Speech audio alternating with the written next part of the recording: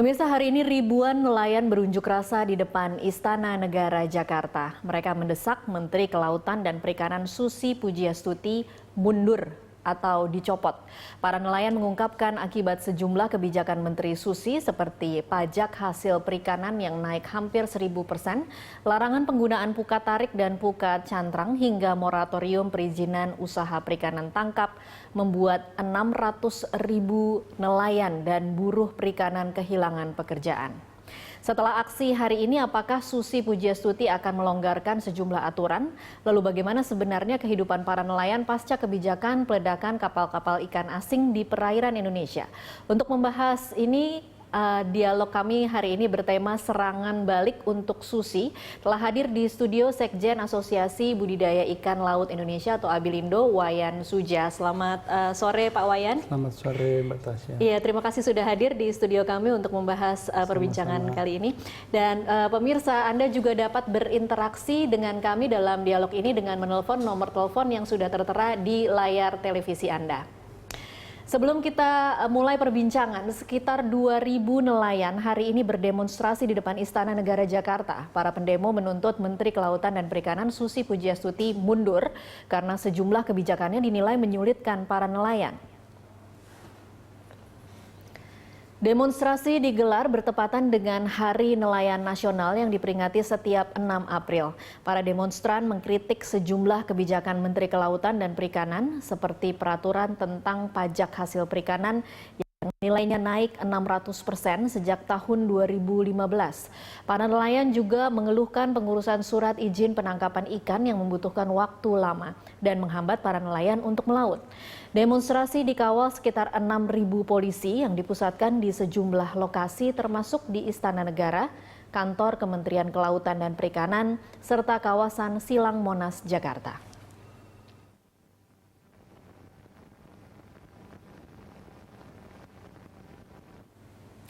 Sejak menjadi Menteri Kelautan dan Perikanan, Susi Pujiastuti tercatat telah menenggelamkan 121 kapal illegal fishing. 3 kali diantaranya dilakukan tahun 2016. Penenggelaman kapal pelaku illegal fishing selain sebagai efek jera, juga bukti nyata bahwa Indonesia serius dalam memerangi illegal fishing. Indonesia melalui Kementerian Kelautan dan Perikanan juga meratifikasi peraturan internasional di sektor kelautan dan perikanan. Landasan hukum dalam penenggelaman kapal asing tersebut mengacu pada pasal 76A Undang-Undang Nomor 45 Tahun 2009 tentang perikanan. Anak buah kapal yang bukan tersangka akan dipulangkan ke negara asal secepatnya. Pemulangan bekerjasama dengan pihak imigrasi dan perwakilan negara asal kapal asing. Sesuai Undang-Undang Perikanan, yang ditetapkan sebagai tersangka adalah nakhoda dan kepala kamar mesin. Direktorat Pengawasan Sumber Daya Kelautan dan Perikanan Budi Haloman Lubis menambahkan, sampai saat ini tidak ada penelitian yang akurat mengenai kerugian negara akibat tindak pencurian ikan. Namun dengan estimasi hasil tangkapan di kali salah satu jenis ikan, kerugian diperkirakan mencapai 300 miliar rupiah per tahun. Jumlah kerugian tersebut baru estimasi di 1 titik lumbung ikan. Menurut Menteri Susi Pujiastuti, penenggelaman kapal pencuri ikan secara langsung sangat dimungkinkan mengacu pada surat edaran Ketua Mahkamah Agung nomor 1 tahun 2015 tentang barang bukti kapal dalam perkara pidana perikanan. Melalui penegakan dan pemberantasan illegal fishing, Susi yakin kesejahteraan nelayan akan mengalami peningkatan ke depannya. Tim Liputan Berita 1. Ya, pemirsa, selain Sekjen Abilindo, ada Pak Wayan Suja bergabung bersama kami melalui sambungan telepon, mantan Menteri KKP yaitu Fadel Muhammad. Selamat sore Pak Fadel. Sore, selamat sore, apa kabar? Baik Pak Fadel. Pak Fadel, ditahan dulu, saya akan bertanya ke Pak Wayan terlebih dahulu untuk mengetahui apa saja yang menjadi tuntutan mereka. Ya, saya ke Pak Wayan. Pak Wayan, hari ini sekitar 2.000 nelayan meminta Ibu Susi untuk turun. Begitu tuntutannya ya Pak ya? Betul Mbak Tasya. Oke, apa yang jadi dasar Anda meminta untuk Menteri KKP turun? Kami dari 34 asosiasi paguyuban nelayan yang tergabung dalam Gerakan Nasional Masyarakat Perikanan Indonesia telah menunggu sampai 18 bulan. Oke. kami tidak bisa melaut karena berbagai peraturan. Di antaranya Permen 56 tentang moratorium perpanjangan izin. Menteri Susi beralasan bahwa moratorium sudah selesai.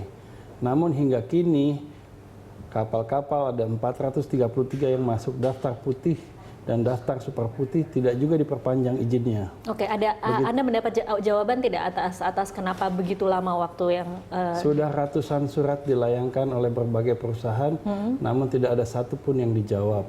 Oke, tidak ada jawaban sama sekali yang Anda terima.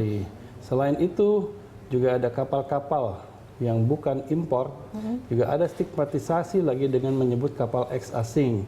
Padahal kapal ini adalah kapal impor. Tidak ada bedanya dengan mobilnya Bapak Presiden, itu juga mobil impor. Mobilnya para menteri, itu juga mobil impor. Pesawatnya Bapak Presiden juga pesawat impor. Sama juga dengan kapal TNI AL, itu juga kapal impor. Mengapa nelayan tidak boleh pakai kapal impor? Mengapa tidak boleh pakai kapal impor? Oke, saya tahan dulu di sini karena Pak Fadil waktunya sangat terbatas, jadi saya ke Pak Fadil terlebih dahulu. Tapi saya tahu dan saya mencatat ada setidaknya ada 4 permen atau peraturan menteri KP yang kemudian dikeluhkan oleh para nelayan ini sebagai dasar mereka berdemo hari ini. Pak Fadil, apa tanggapan Anda terhadap permen-permen baik tentang moratorium kapal eks asing, kemudian pelarangan alih muatan tengah laut, tentang penangkapan lobster dan kepiting, dan tentang pelarangan pukat hela dan pukat tarik yang dikeluarkan KKP yang sekarang ini dianggap membuat nelayan kehilangan pekerjaan, Pak Fadil? Iya, selamat malam. Saya mengikuti perkembangan dari dekat dan tadi melihat demo yang demikian banyak dan tanggapan di sosial media maupun di media massa yang mengenai masalah ini. Halo? Iya, silakan Pak Fadil, kita mendengarkan. Ada 3 hal yang saya ingin tekankan dalam hal ini. Yang pertama, kita bekerja buat nelayan itu, ukurannya apabila nelayan itu berpendapatan. Oke. Jadi apapun juga yang kita bikin, kebijakan publik yang kita buat harus semata-mata agar mereka itu berpendapatan. Kalau mereka tidak berpendapatan, kita gagal. Sebagai pemimpin kita gagal. Nah, ini ukuran yang pertama. Yang kedua adalah kita harus buat agar supaya segampang mungkin mereka berusaha, semudah mungkin mereka berusaha. Dulu saya dorong itu ke daerah, izin di daerah, ini semua di daerah, supaya dia tidak mendapatkan kesulitan dalam beroperasi. Kemudian kita juga harus mengerti bahwa apapun juga mereka-mereka ini kan banyak orang kecil-kecil. Kalaupun ada pengusaha-pengusaha perikanan beberapa orang, ya jumlahnya tidak banyak, juga sedikit. Sehingga kita harus jangan terlalu pukul rata membuat aturan. Jangan terlalu diratakan, disamaratakan. Karena sebagian besar dari mereka itu adalah pengusaha-pengusaha yang kecil, nelayan yang kecil. Nah, ini yang terkena dampak daripada beberapa pengeneralisasi, mengeneralisir aturan-aturan yang ada. Baik. Ini saya kira komen saya. Baik, cukup, Pak Fadil, kalau saya boleh bertanya lebih lanjut lagi sedikit saja, saya punya pernyataan dari Himpunan Nelayan Seluruh Indonesia yang mengatakan bahwa bukan nelayan kecil yang kemudian dirugikan. Mereka mengatakan nelayan kecil justru sangat diuntungkan dengan serangkaian kebijakan Menteri Susi. Justru hanya pengusaha-pengusaha kakap yang beroperasi dengan kapal ikan eks asing dengan ukuran di atas 30 T yang kemudian memang agak sedikit merugi dengan kebijakan yang dikeluarkan oleh Menteri Susi. Komentar Anda? Iya, memang ada beberapa pengusaha-pengusaha besar yang selama ini beroperasi dengan kapal-kapal asing itu yang mesti di stop, itu mesti dihindari. Mereka-mereka itu mesti kita perketat aturannya. Tapi untuk pengusaha-pengusaha kecil kita permudah saja semua apa-apa yang dibuat ini. Saya kira Ibu Susi dengan timnya itu berusaha bekerja keras ke arah sana. Cuman saya nggak tahu kenapa kok menjadi konflik makin besar. Dan saya pikir memang ini harus cari jalan keluar. Kemudian budidaya yang selama ini saya waktu jadi menteri menjadi penekanan saya utama. Ini pun menurun sekali budidaya ikan. baik di darat maupun di laut. Padahal ini adalah cara yang terbaik untuk membuat mereka berpendapatan. Dan terakhir, jangan dipolitisir lah. Coba aja ketemu, bicara baik-baik. Dulu saya juga sering mereka datang, tidak bikin-bikin demo di jalan, tapi datangi saya bicara baik-baik lah. Nggak usah demo-demo lah. Saya juga nggak pernah di demo dari zaman dulu. Selalu mereka datang bicara, baik saya di Gorontalo maupun saya jadi menteri. Saya kira ini jadi ada apa di balik semua ini? Oke, baik. Pak Fadel ditahan dulu, saya tanya langsung ke Pak Wayan. Pak Wayan, ada apa di balik demo ini? Dan mungkin yang lebih penting lagi ditanyakan orang adalah siapa sebenarnya yang hari ini berdemo? Karena kemudian ada yang kemudian berpikir bahwa oh hanya pengusaha-pengusaha yang dengan kapal-kapal besar saja yang kemudian merugi dengan kebijakan Menteri Susi, tetapi sebenarnya nelayan-nelayan kecil, nelayan-nelayan dengan kapal-kapal kecil itu justru meningkat produksinya. Perlu saya sampaikan terlebih dahulu bahwa teman-teman semua yang tergabung dalam Gernas MAPI yang hari ini berdemo itu adalah semua pelaku usaha perikanan yang bersih, legal, dan patuh pada aturan. Namun selama ini distigmatisasi oleh KKP dan Menteri KKP sebagai mafia, cukong, hitam, dan sebagainya. Kenapa bisa distigmatisasi oleh KKP? Ya, ini bagian pencitraan dari Ibu Susi. Nah, sekarang ini tidak benar bahwa kami ini hitam, cukong, dan mafia. Kami ini umumnya rata-rata pengusaha menengah dan kecil. Tidak benar juga bahwa nelayan tradisional itu tidak dirugikan. Saat ini ada 200 lebih nakoda dan ABK itu karena aturan-aturan yang dibuat Ibu Susi mendekam di penjara. Jadi siapa yang mengurusi keluarganya? Mereka mendekam di penjara karena menaiki kapal asing atau seperti apa, Pak? Tidak, menaiki kapal-kapal kecil di bawah 10 GT. Kenapa bisa sampai masuk penjara? Karena aturan-aturan Ibu Susi yang tadinya alat-alat tangkapnya legal tiba-tiba dibuat jadi ilegal, sehingga mereka dikriminalisasi. Oke, di mana titik salahnya? Tidak ada sosialisasi ketika kebijakan itu dikeluarkan, kemudian mereka tidak tahu itu menjadi ilegal, atau memang mereka tidak tahu bahwa itu ilegal?